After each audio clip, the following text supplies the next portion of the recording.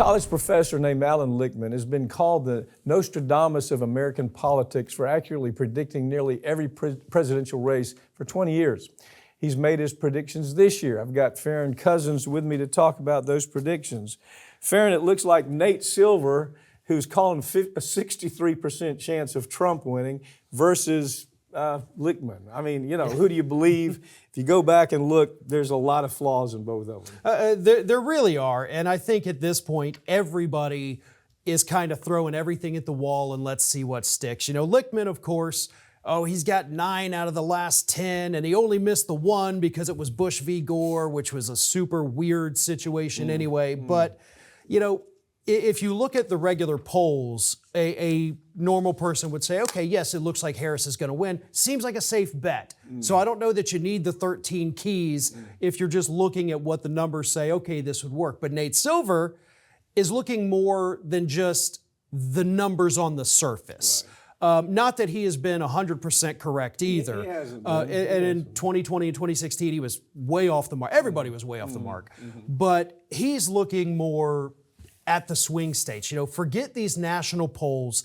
National polls do not tell us much at all. This race is probably going to come down 5 or 6 states. Yeah, I was surprised to see the number spread, though, for Nate Silver. That was massive. I've never seen him do that before. Yeah. He's been off 3-4 points. You know, but here's 63% chance of winning, if Trump winning. And he says that, you know, first of all, he does it with his mathematical data. He's a guy that predicts baseball outcomes and basketball outcomes, and they do love him in Vegas. I mean, they really do love Nate Silver in Vegas. Now, the professor, on the other hand, says, I've had these 13 keys. We've talked about these keys in the past before, and they're legitimate. They make perfect sense. Yeah. But I think what we have to do is avoid all this. I mean, you know, as you were talking about earlier, you've even got astrologers that are coming in. You know, Moon is lining up with Venus, and that's telling me that this candidate.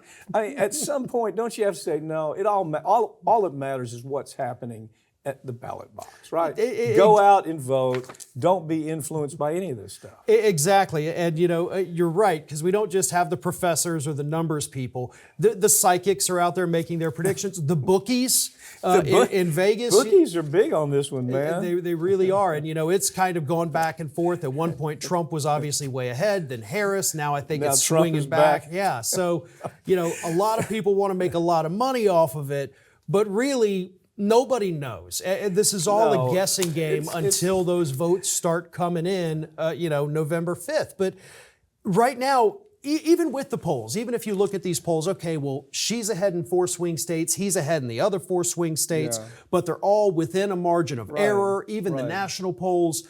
And I don't know, it seems odd that everything is so close. Yeah. And I do think the media, to a degree, pushes a horse race. Because if either one of these people was running away with it right now, nobody's tuning into anything. Look, don't believe Nate Silver. Don't believe Lichtman. Go out and vote. I mean, that's the answer here. And don't, you know, if you want to read it, if you want to read some astrology for the hell of it, read some astrology or talk to a psychic. It doesn't make any difference. What makes a difference is showing up at the polls. Now, a lot of times you'll see, we've talked about this, parties use polls, don't they? Yeah. That Trump will go out and he'll get some cat at a college, do a poll, make it look like I'm winning. Harris will do the same thing.